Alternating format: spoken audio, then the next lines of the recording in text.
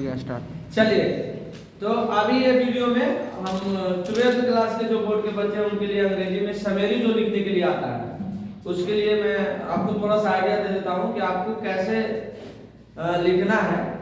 तो सबसे पहले क्या करना है, कोई भी समरी जो लिखने के लिए आता है, समरी जो लिखने के लिए आता है ना, तो मान लिया जाए कि आपको पोएम का कोई समरी लिखना है। मान लिया जाए कि समरी लिखना है कि आई डू नॉट गो, है ना, sweetest love I do not गो, है ना, उसका समरी लिखना है।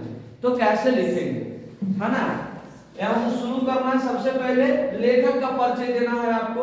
जैसे लिखेंगे क्या, the sweetest love, the sweetest love I do not go, इसको बंद कर देना है, सिंगल इन्वर्टेड कॉमा में, हैज बीन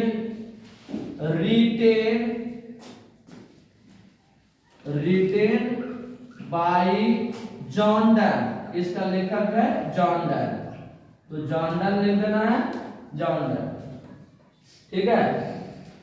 उसके बाद मान लिया एक ऐसे पोएट है, तो आप सभी को लिखवाया गया होगा, आपके क्लास में जब पढ़ाया गया होगा, ये मेटाफिजिकल पोएट इसको कहा जाता है। तो हम लिखेंगे कि he was a metaphysical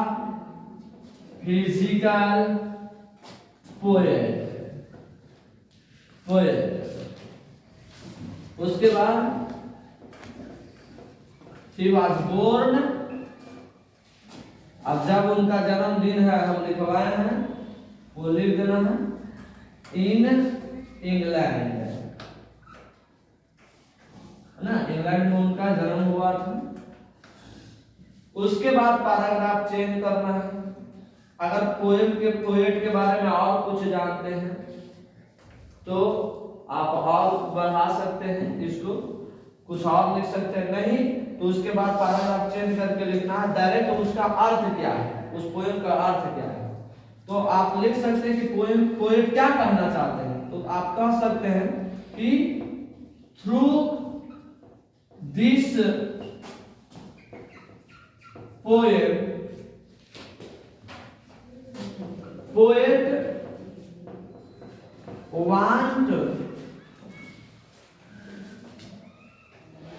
wants to say that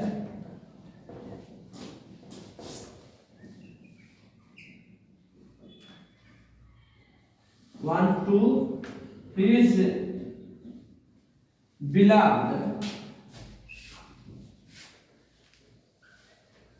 beloved and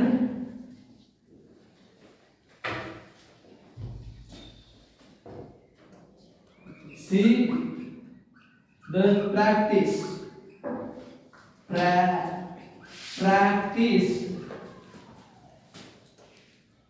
to live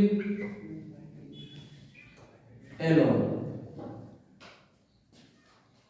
इस पोएम के माध्यम से पोएट अपने पत्नी से, बिलव्ड का मतलब अपना प्यारी पत्नी, लवर जो भी कर सकते हैं, यही होता है, ये कहना चाहते हैं और वह ऐसा प्रैक्टिस करना चाहते हैं अकेले रहने का, लिव अलोन, अकेले रहने का, ठीक नहीं। उसके बाद पोएम में और सारे बात लिखे गए हैं कि वह तरह तरह के एग्जाम्पल देकर के समझाती है कि जो भी है उसको पूरा लिखना है।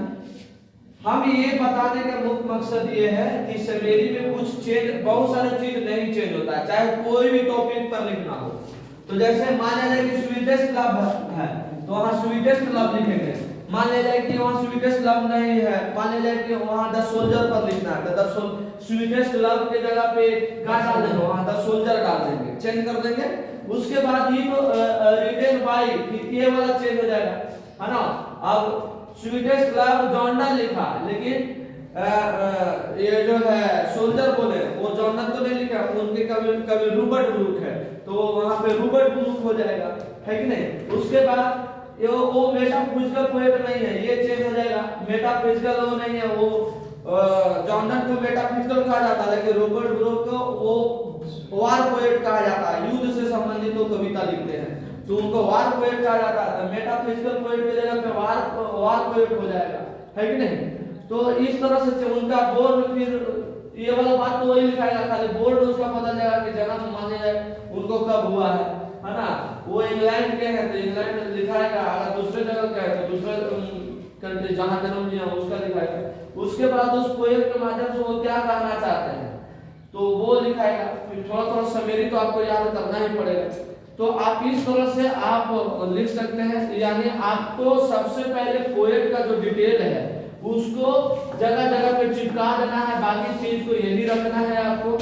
जन्म, उसका जन्म चेंज हो सकता है, उसका टाइप वार पोएट, उसी तरह से आपका स्टोरी वाला में भी लिखना रहेगा। जैसे मान लिया जाए कि भारत इज माय होम, तो भारत इज माय होम उसको कौन लिखे है तो उसका राइटर डॉक्टर जाकिर हुसैन है। तो डॉक्टर जाकिर हुसैन, उनका जन्म कब हुआ, वो भारत के कैमे प्रेसिडेंट बने, ये सारे चीज लिख देना है जो आपको लिखवाए हैं हम क्लास में।